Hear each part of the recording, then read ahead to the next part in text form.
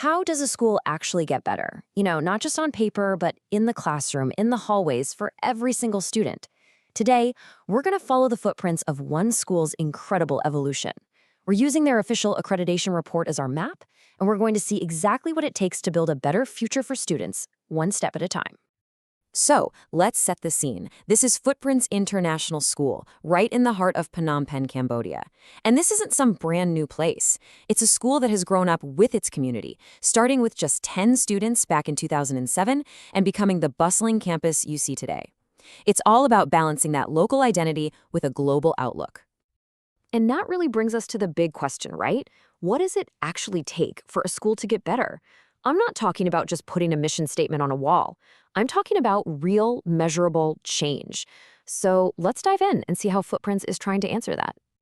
First things first, to understand their journey, you have to know who they're serving.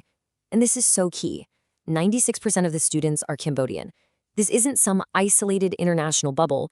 This is a school for the community, trying to blend the best of both Asian and Western educational ideas. And we're not talking about a small boutique campus either.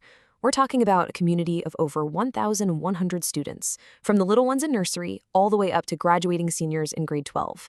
That is a huge responsibility. So, with over 1,000 students, where do you even begin a journey of improvement?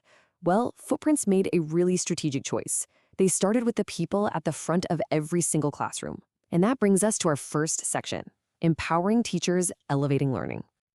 Now, all of our info today comes from the school's official accreditation report. But what even is that? Well, think of it like a super deep dive audit by an independent, respected organization. In this case, it's called WASC. They come in and verify a school's quality. So this isn't just marketing fluff. It's a transparent promise to keep getting better, year after year. Okay, check this out. This timeline shows one of their biggest shifts. They got rid of those old school top-down teacher evaluations and brought in something called trust-based observations, or TBO. So instead of a simple checklist, it's a team effort where teachers set their own goals and get supportive feedback. You can see, after leaders got trained up, it was fully rolled out by March 2025. And the result?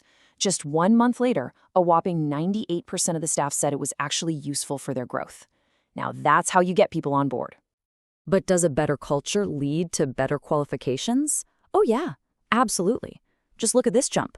The percentage of teachers with internationally recognized credentials shot up from 56% to 78% in just 4 years.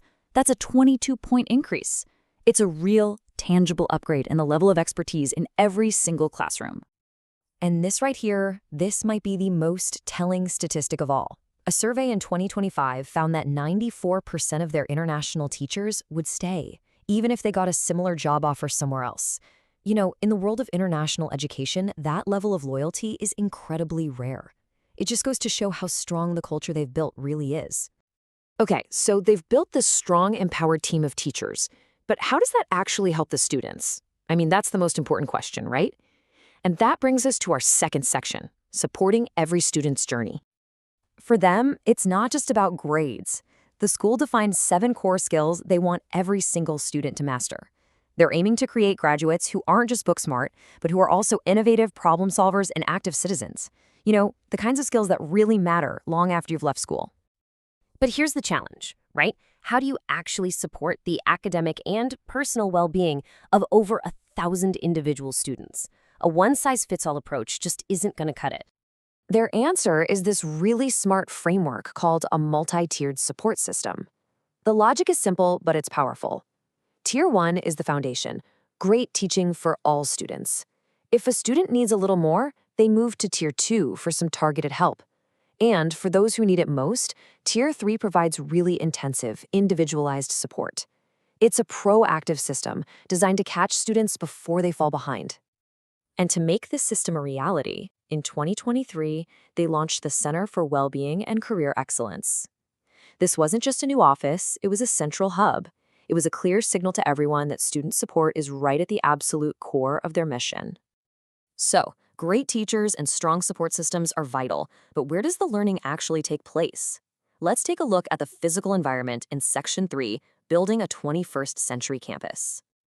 I love this slide. It's the perfect before and after. On the left, you've got the old model, rows of desktops where students just kind of consume information. But on the right, that's the new model. Flexible spaces with laptops and cool creative tools where students get to create things. It's a huge shift from passive learning to active, hands-on problem solving. So, did it work? Well, the very first group of students to take the super tough IGCSE tech exam had a 100% pass rate. That's right. The investment in new spaces and a new way of teaching paid off immediately. And the tech labs were just the beginning. They went all in. This commitment to modern facilities spread across the entire campus.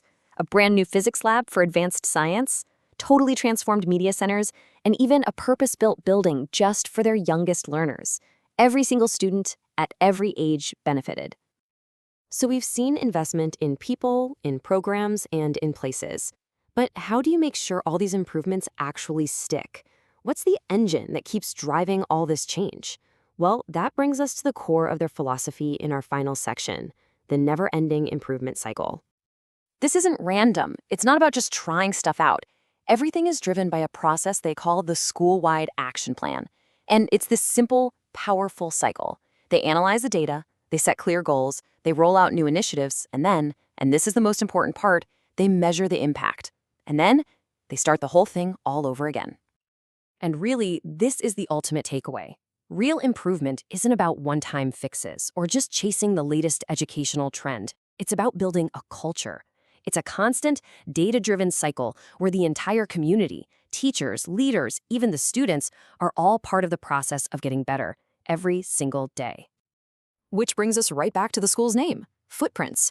It kind of makes you wonder, what is the most important footprint a school can leave on its students and on its community? Is it just about test scores and diplomas? Or is it something deeper? A commitment to always be improving?